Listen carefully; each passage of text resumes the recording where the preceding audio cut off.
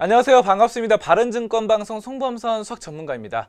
시장이 많이 안 좋다가 어느 정도 반등이 됐습니다. 하지만 여러분들의 이 계좌는 아직 좀 박살이 나 있을 것으로 예상이 됩니다. 오늘 코스닥이 9% 이렇게 반등을 하긴 했지만 그래도 그동안의 낙폭이 워낙 컸기 때문에 많이 힘드실 것 같은데요. 또 이게 또 다시 떨어질 수도 있고 주말 사이에 어떤 큰일이 벌어질 수도 있고 그래서 많이 힘드실 것 같습니다. 제가 이 방송을 가만히 생각해 봤는데 이 힘든 거를 시황 얘기하고 이런 것도 좋지만 시황은 다른 분들도 많이 얘기하시고 하니까 저도 그렇게 꼭 해야 되나 이런 생각이 들더라고요. 그보다는 여러분들께 진짜 좀 공감할 수 있는 이야기를 말씀드리고 싶어서 오늘은 좀 준비를 해봤습니다. 바로 이 송범선 전문가의 이야기가 아니라 송범선 주식 투자자, 송범선 개미 투자자의 이야기를 여러분들께 말씀드리고자 합니다. 그리고 예전 이야기인데 예전에 이제 13년 전으로 돌아간 이야기입니다. 그래서 그때 망했던 썰 그거를 한번 오늘 풀어보도록 하겠습니다.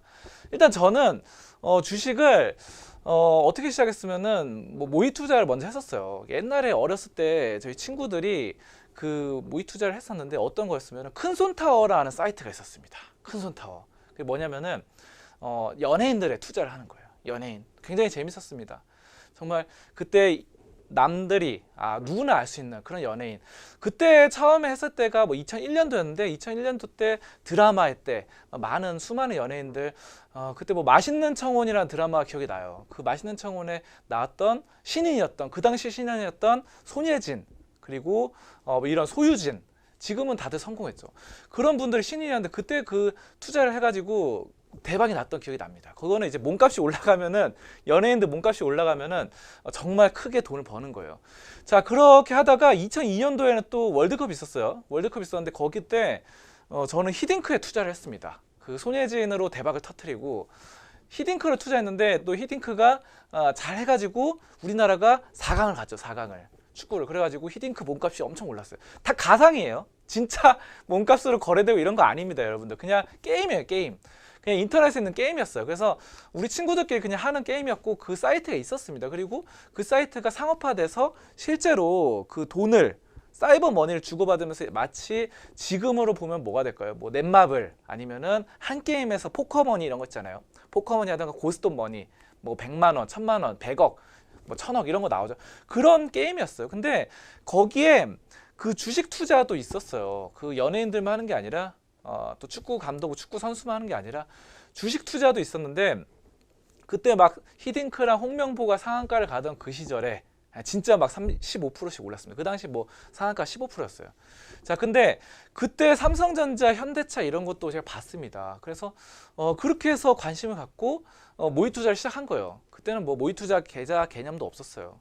자, 그래서 했다가 이제 정식으로 제가 공부를 해가지고 책을 봤죠. 그리고 정식으로 뛰어들었던 게 그때까지는 그냥 가상으로 게임으로 이제 2001년도부터 하다가 2007년도 때 책을 봤는데 서점에 거의 다 대부분의 그 서적들 베스트셀러가 경제 서적이었습니다. 그 당시는. 요즘은 그렇지가 않아요. 그 당시는 재테크 서적이 굉장히 많았습니다. 그래가지고 이 재테크를 공부하는데 거의 다 주식 투자 대박. 왜냐하면 이런 게 나왔는데 왜냐하면 그 당시 주가 지수가 1000포인트에서 2000포인트까지 올랐거든요. 2007년도 때. 자, 그러니까 저도 실물 투자로 뛰어든 거죠. 그때. 그래가지고 계속해서 뛰어들었는데 한번 차트를 한번 보도록 하겠습니다. 그때가 어떤 때였는지 코스피 지수를 한번 화면을 통해서 살펴보시면요. 바로 코스피 지수가 이렇게 돼 있는데 현재는 이렇게 해서 아래 꼬리 길게 달려 있는데 이때 예전에 그 2008년도, 2007년도 때로 돌아가 볼게요. 2007년도. 제가 그러니까 주식 투자를 시작했을 때가 이때예요. 이때 2007년도 보이시죠? 이때 시작했는데 이게 그랬어요. 이게 장난이 아니었습니다. 정말 많이 올랐어요. 사실 이때 시작했는데 이때 이렇게 많이 올랐다는 거죠. 그러니까 1000포인트도 안 되던 시절에서 1400을 갔어요. 그리고 2000을 가는 이 시절에 시작을 했습니다. 그래서 처음에 좀 그때 제가 시작했던 게 기억나는 게 신한지주를 처음에 샀었어요. 신한은행이 그때 은행으로 되게 유명했었고 그렇기 때문에 신한지주를 샀는데 아무튼 떨어졌습니다. 이렇게 떨어져가지고 굉장히 힘들었어요. 아, 이때 떨어진 게 아니라 더 자세히 말씀드리면은 좀 올랐다가 이때 떨어진 거 이때 떨어졌다가 다시 올라갔습니다. 이때. 그래서 1900포인트 찍었었어요. 자, 근데 중요한 거는 2008년도 때 뭐가 있었죠? 2008년도 때? 아, 그 대망의 그 사건 있죠. 이때가 엄청났습니다. 서브프라임 금융위기 2008년도 때. 그래가지고 정말 손실이 컸습니다. 그래서 이때 특히 제가 그때 뭐 신한지주는 금방 팔았어요. 금방 팔고 다른 걸로 좀 갈아탔는데 바로 어떤 주식을 들어왔느냐 말씀을 드릴게요. 바로 이분입니다. 이분이 뭐냐면은 다들 아시죠?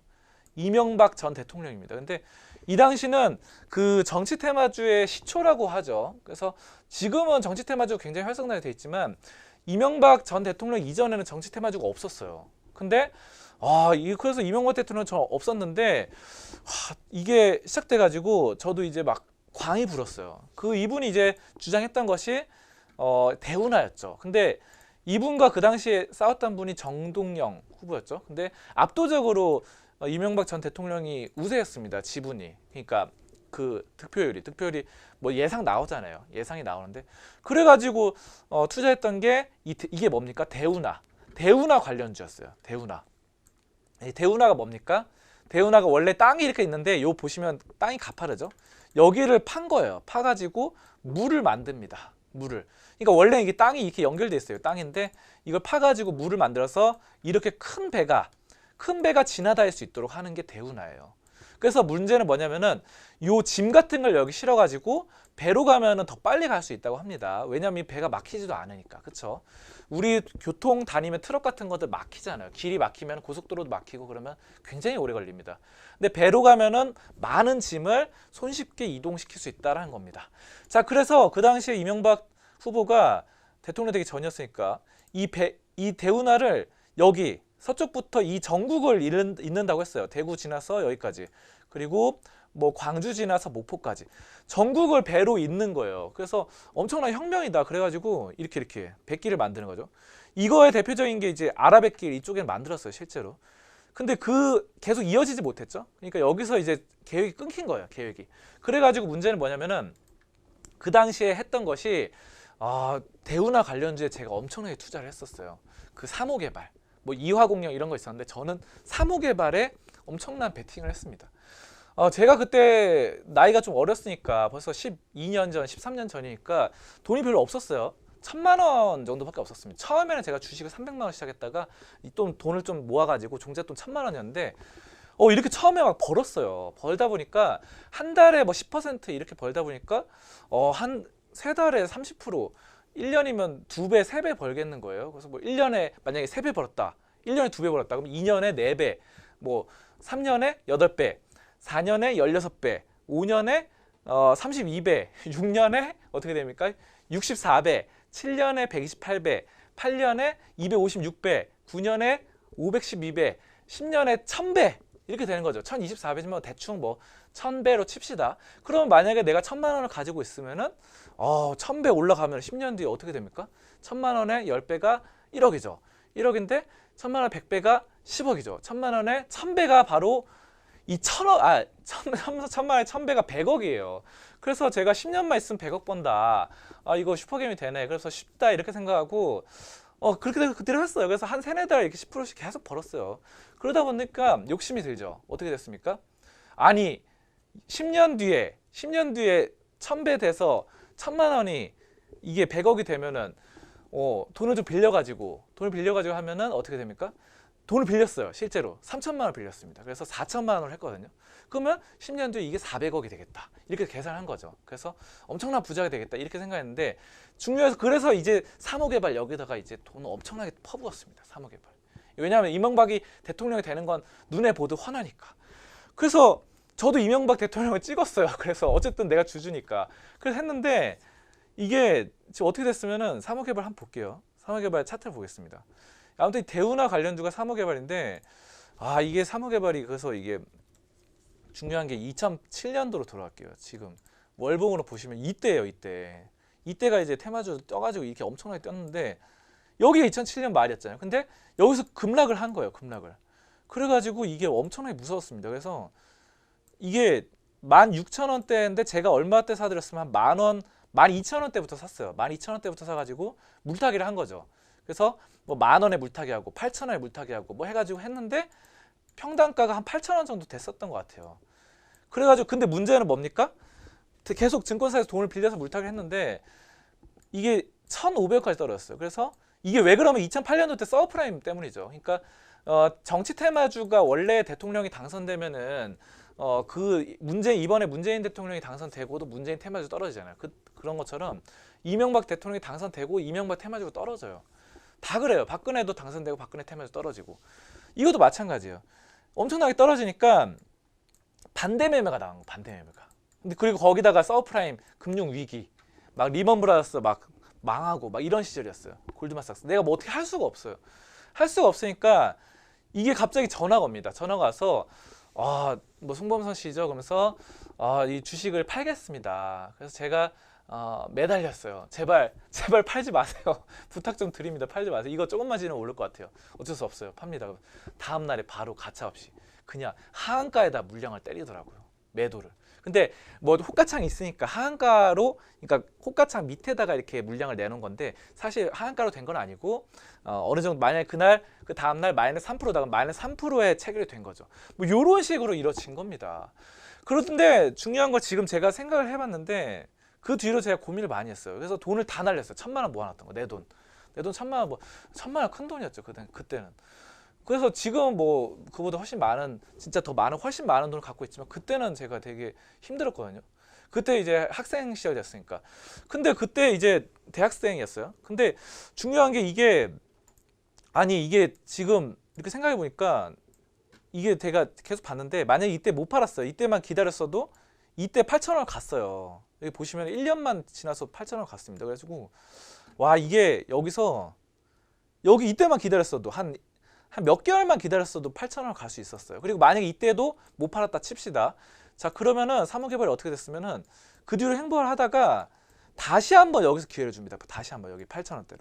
그러니까 여기서 만약에 계속 점만 있었으면, 밑에서 받아줄 물량만 제가 있었으면은 뭐 아까 평단가를 8,000원 정도로 맞췄는데 만약 저점에서 더 샀으면은 6,000원, 4,000원으로 낮출 수 있었겠죠. 4,000원으로 평단가를 낮췄다면은 막 1,500원에 사고, 그럼 8,000원 갔으면은 어떻게 됩니까?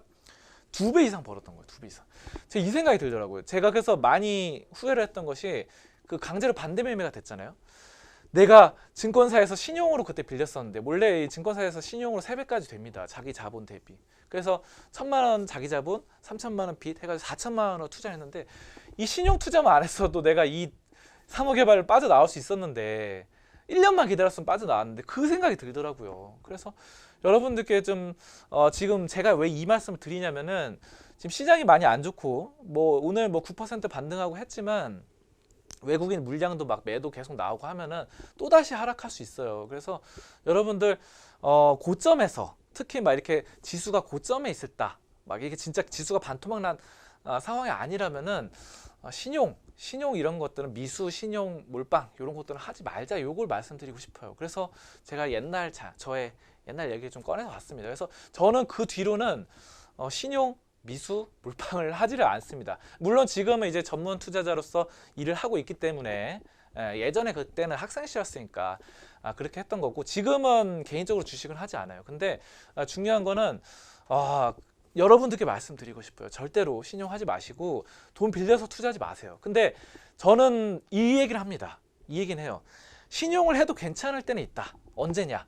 바로 고점, 지수 고점 대비 진짜 한 70% 떨어졌을 때. 그러니까 지금 우리 코스피 지수가 2600포인트가 고점이에요. 2607포인트가 고점인데 여기서 한 70% 떨어졌을 때, 70% 80% 떨어졌을 때 언제입니까?